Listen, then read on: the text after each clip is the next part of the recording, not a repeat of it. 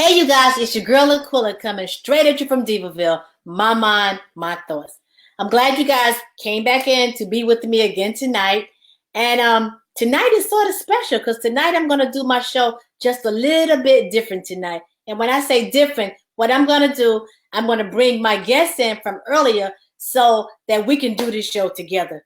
So I'm just waiting for my guest to get himself set up. Then we're going to go on with this. I'm so glad you guys came in because this is the first one that I'm doing live like this. And this is it's really, really big and I'm really, really excited. As you can see, I got different things going on the screen and everything. So you know what? I'm not going to keep rambling on. What I'm going to do, I'm going to bring my guest in.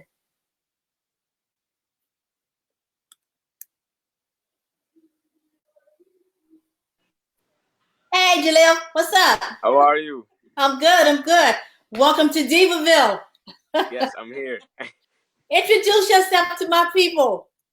How are you? My name is Jalil Thornton. I'm 18 years old. I go to Cicely L. Tyson High School. I'm in student council, and I'm also treasurer of Kappa Theta Delta. Yes, yes, yes. So I hope you guys got a chance to watch the show earlier today. Hey, Deidre, how are you? Hope you guys got a chance to watch the show earlier because he was my guest and we were talking about bullying and we were doing different questions and answers for bullying. So, Jalil, if you don't mind, before we start with the bullying, because last week my show was all about depression. So I want to touch a little bit on depression before we go into bullying. You okay with that? Yes. Okay. So, in your opinion, what would you say would be a trigger for depression? A trigger for depression, I would say depression is more of a personal issue. Okay. Yeah, I would say depression is more it's a personal, I would say it's dealing with emotions. Okay. Yeah, so that will make you feel that type of way, to make you feel depressed, or alone by yourself. Okay. Hey, Deidre, how are you? So with depression, it's totally different from being sad because with depression, it lasts for a period of time. Yes. And it's certain things that trigger depression. Yes. So the reason why I wanted to do bullying behind depression, because I feel that they go together. I feel that kids that are being bullied, I feel they are somewhat depressed also. Would you agree? Yes. And the thing that I like that you were saying before that with the child that's being bullied, and I guess I can say the same thing for depression, is they can't connect or they can't deal with their own emotional feelings. Yes, that's true. I feel as though when it comes to dealing with, when you have home problems, like personal problems at home, or even what you're dealing with yourself, you're not comfortable with yourself, it leads into you questioning yourself, especially when others that you're in school with or just in general question the same things that you have problems with. That's not making you feel no better about yourself. Okay. So it's like sometimes people think that they are helping you when in reality they're actually making matters worse. Exactly. And sometimes people don't even think they're helping you. They might just be speaking their mind because they don't really care. And at the end of the day, what other people fail to realize is that we all have feelings. Yes. And we all might feel different at some time. So some things shouldn't be said. Yes. And sometimes I think that people, they don't understand what depression is. Yes. A lot of times they don't understand what bullying is either. So a lot of times I think what they do, they act as though they are concerned, but they could really just care less. Yeah, pretty much. And I also think that goes along with when you're being bullied, you notice how different people act around you or act around different crowds. You notice everyone isn't your friend. So that also makes you, feel some type of way when you're around other people. You want to be around yourself more, or because you're uncomfortable.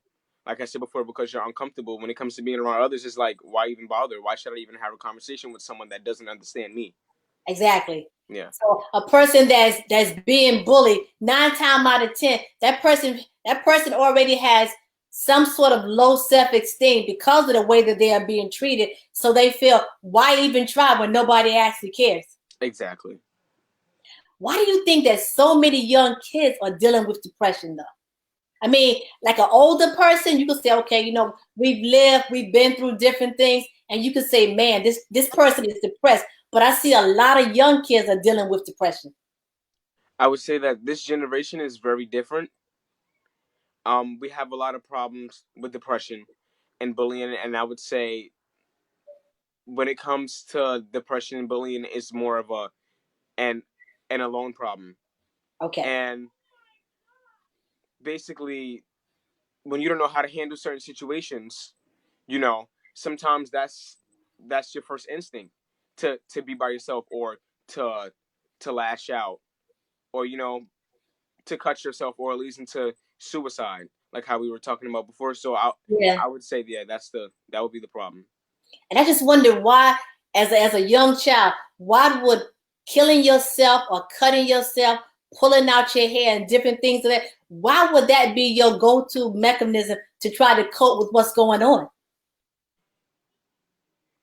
When you're being bullied or you're depressed, it's more of, after a while, it's like you feel no one, like I said, no one really cares, but you Yeah. feel like there's no one else there. Even if it's, family involved, you feel as though it's nobody else there. So I would say it's not you're looking for attention, but it's no attention there. So, and with social media, you're so welcome and you're so open to seeing so many different things, positive and negative, that it's like, okay, well, this person did that, so maybe if I do this, I'll get the same reaction. Or maybe if I came in suicide, maybe someone would see that I was here. They would Wow. care now.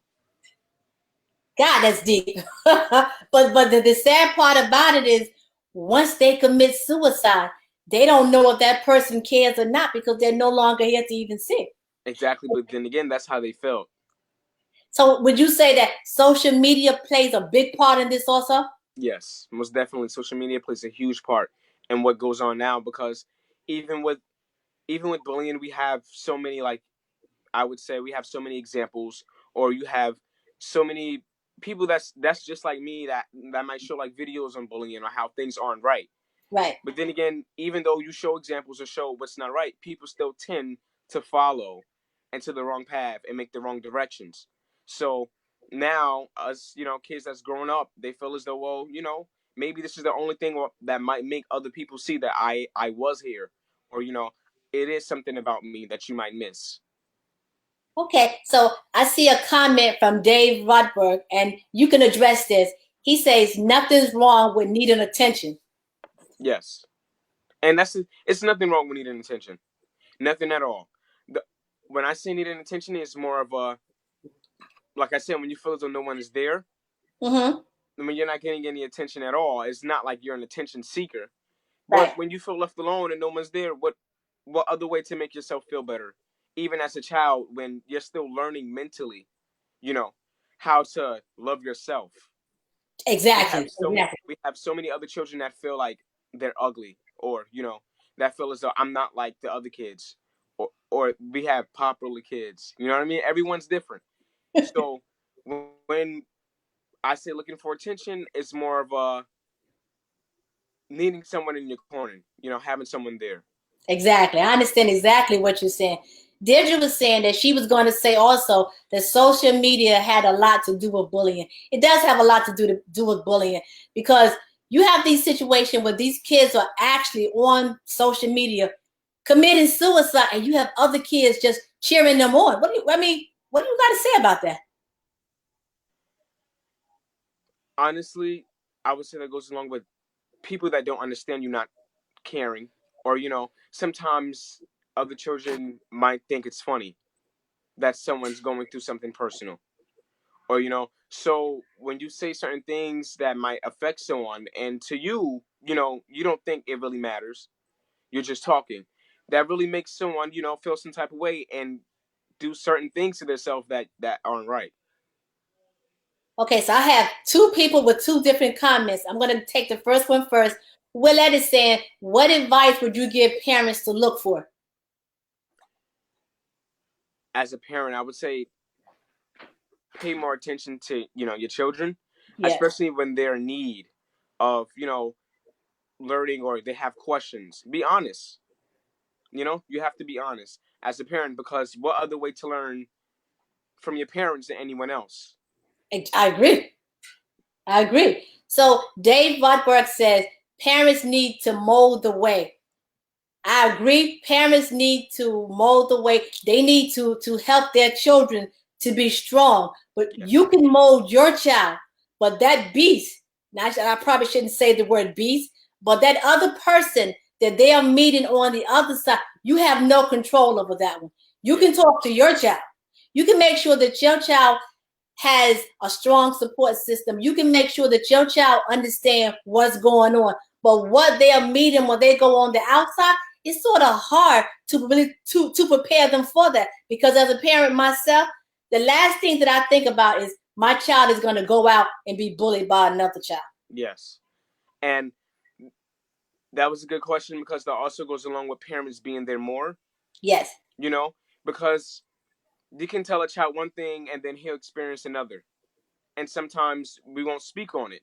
We try to figure it out on your own, or it gets too carried away to the point where you feel shut out. You don't feel as though you want to talk. But as a parent, children, we depend on our parents. All We the really time. do. We depend on our parents all the time. So having our parents in our corner means a lot. Eventually, friends are friends. Friends come and go. But your Yes. parent being in your life is very special. It means a lot to us. I agree. So Willette is all saying peer pressure can be mean. You 100% right. Peer pressure is one of the worst things that you could put on a child, which Yes. also follows up with bullying because we talked about the $300 Jordans. You know what I'm saying? $500 Michael Kors. Everybody can't afford that. You know what I'm saying? Yes. So it's like I have it, you don't have it. You know what I'm saying? And as a young child, you can explain how a child would feel. Go ahead, Jalil. Yes.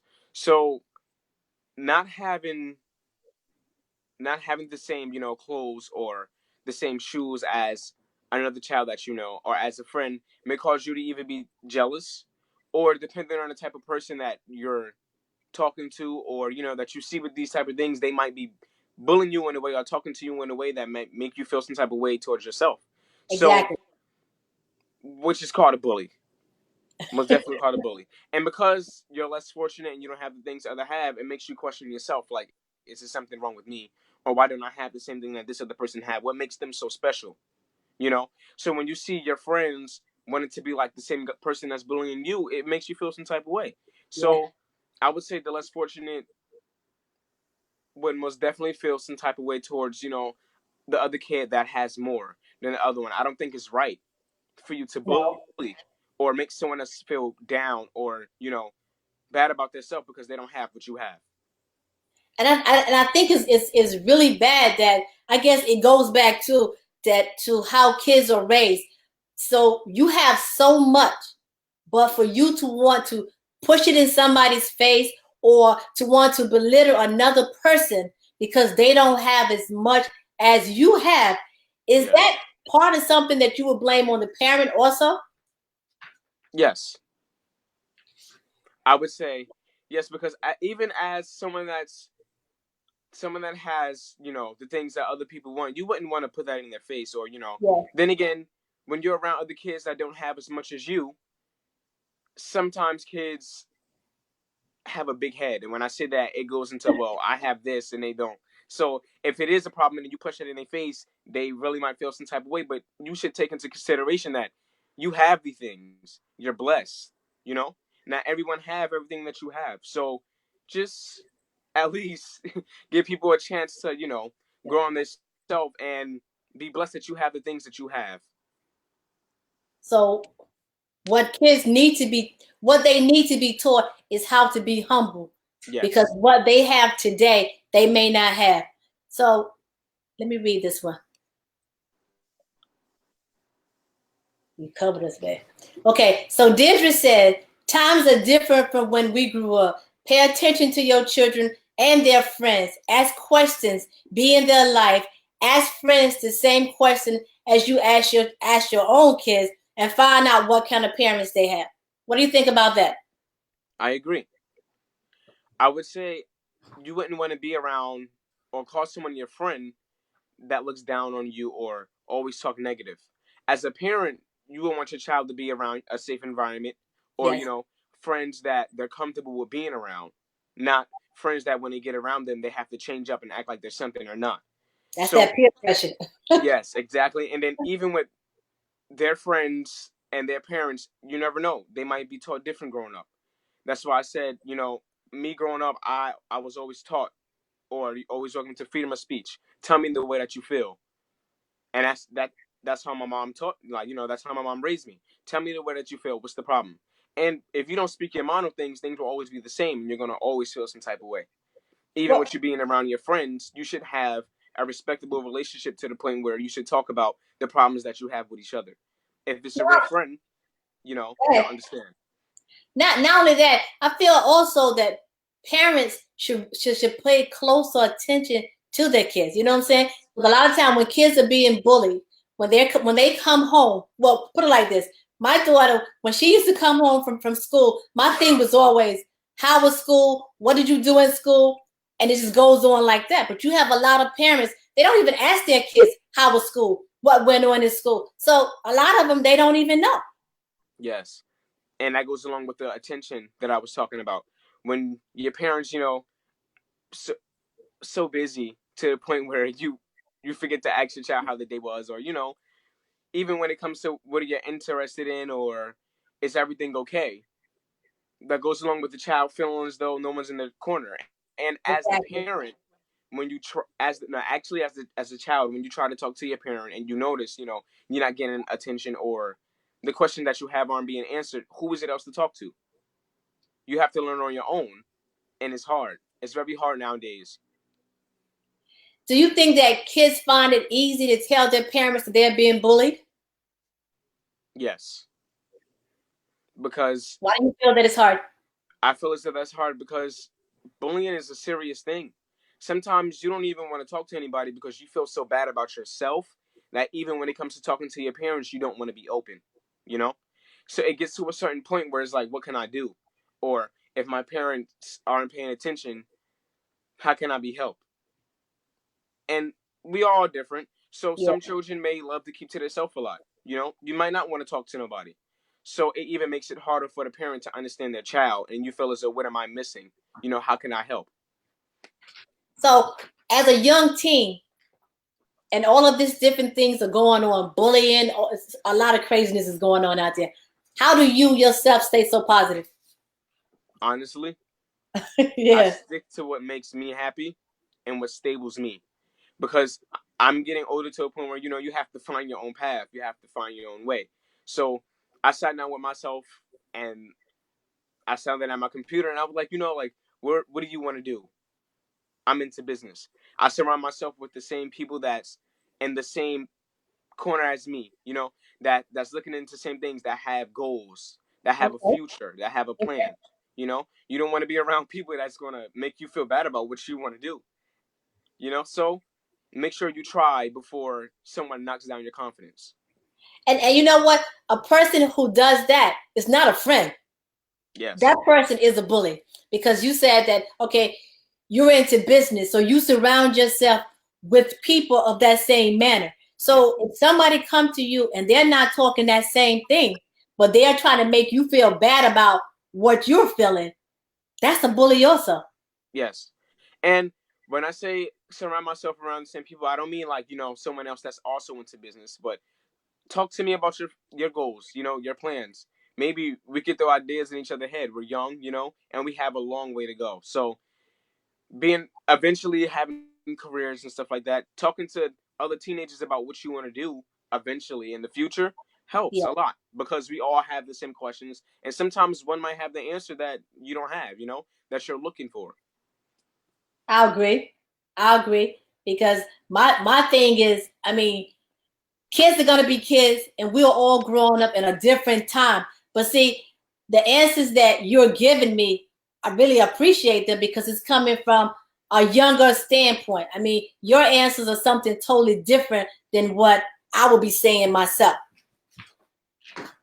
So let me see. I do have another question for you. I got so wrapped up into what I was doing that I forgot all about my other questions. Hold on. Let me see. Let me see. Let me see. Let me see. Okay. So as as far as the cutting and burning and suicide, why is that the go-to for a lot of kids? Honestly, I would say I can't. There's so much of suicide, cutting, and burning, and I even experienced it in my school with my friends. That go through certain situations and then they wind up cutting. I have I have a friend that has basically cut themselves, or that talks about suicide. But me being the type of person that I am, I'm always there for you to talk to. You Oh my know, God. so because of